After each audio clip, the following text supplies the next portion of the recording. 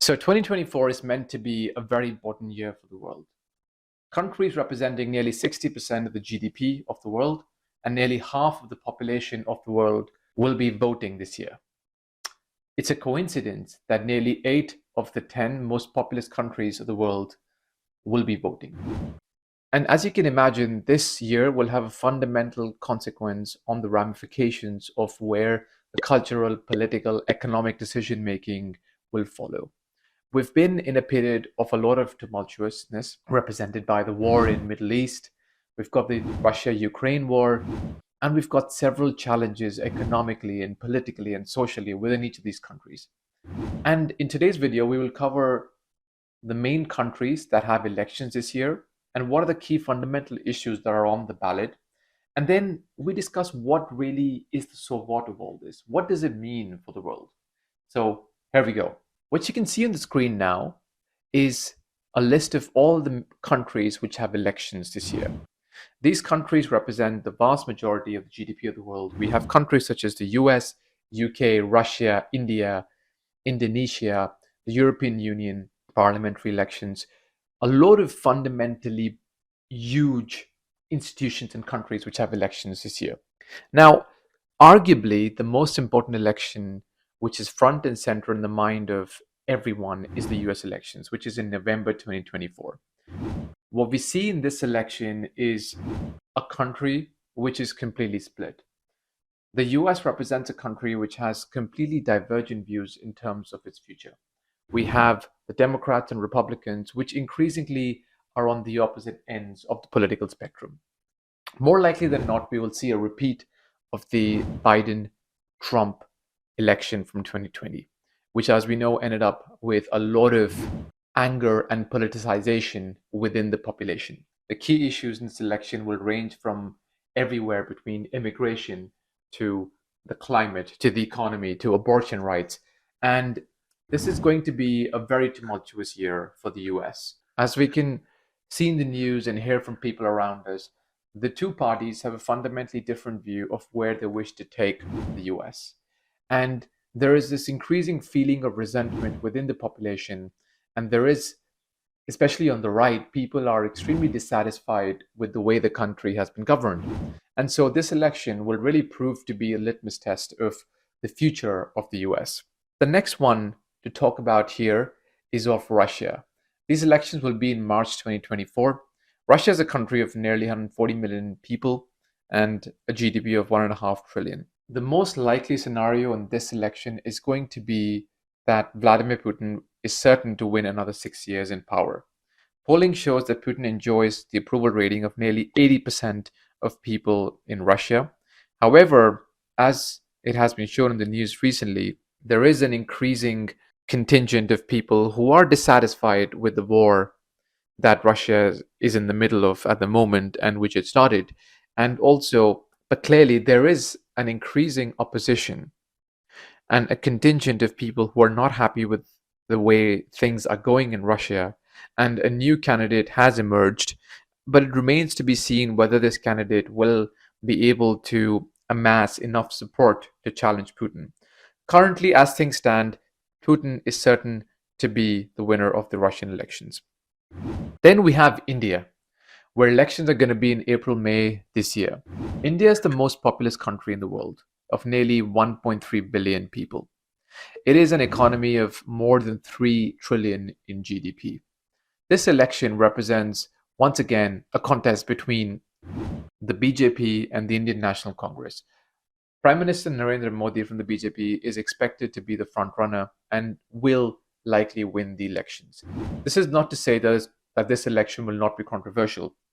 There are several issues on the ballot, and there remains an increasing sense of dissatisfaction coming from the Congress side in terms of how the country has been governed, in terms of political issues, and in terms of the cultural aspects and rights of minorities.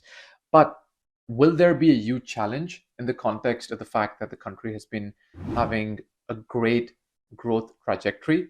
That's a question that remains to be answered. Then we come to the United Kingdom, which in many respects is a country which has lost some of its past glory. It's not a part of the European Union. However, this election is fundamentally important for the country because the last decade of this country has really been extremely difficult for the people. The growth trajectory of the country has come down, and it has been precipitated after what happened in 2016, which is Brexit. And so the last 7, 8 years in the political history of this country has been very tumultuous. We've had a rolling chair of prime ministers coming and going, and there is a very high sense of dissatisfaction with the Conservatives who have been in power. The Labour Party, led by Starmer, are in the polls the front runners. They bring a lot of issues to the fore, which includes becoming closer to the European Union, and they have increasingly been more centrist in their policies because they understand that people do not really want an increasingly left-leaning party in power. So it remains to be seen how things evolve, but one thing is certain, that in terms of both these parties, there is increasingly a move towards the center, and we can expect both parties to have relatively similar views in the way the economy and the country is going to be governed. But as I mentioned, there is an increasing sense of dissatisfaction with the Conservatives, and it is likely that Labour should be able to capitalize on this. But remains to be seen. The election will happen before the end of this year. The next one here is the European Parliament. So Europe represents nearly 500 million people and a population of nearly 15 trillion GDP, which as a collective is the second largest bloc after the US. Here, what we have seen is an increasing proliferation of views of people from the right. There is a greater number of people who believe that the way in which the European Union has been run has not been to the benefit of the countries. There are issues such as climate, such as immigration, which has made people increasingly dissatisfied. And this is the symptom of the increase in the right-wing parties within the European parliamentary scene, but also individually within the countries. We see what is happening in Netherlands, what's happening in Portugal, and in countries like Austria, where there's an increasing contingent of people, where there is a very high portion of the electorate which is moving towards the right. However, despite the rise of the right, it seems that the European People's Party, the Socialists and Democrats, will retain their majority. However, it is a fact, and it is almost a given, that the rise of the right will have ramifications in terms of the major policies of the European Parliament, which includes issues such as immigration and the climate. Next up is Pakistan, which is a very populous country of more than 200 million people. This country has had a very difficult time recently. It has been flagging economically. It has been hurt by various natural disasters. The front-running Imran Khan was recently jailed by the government, and the previous Prime Minister Nawaz Sharif has come back from exile and is actually the front runner in these elections. The military influence in Pakistan politics is a critical factor. We know that historically the military has always had a view on the way Pakistani politics is run. So it remains to be seen.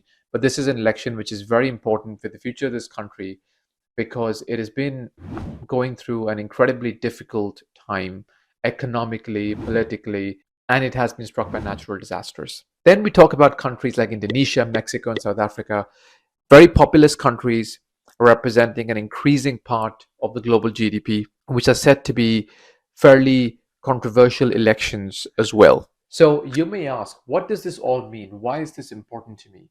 This is important because really the future trajectory and the way in which decisions and fundamental thought process of the economy works when it comes to issues such as immigration, climate change, the economic direction of the world, all of this will be determined this year.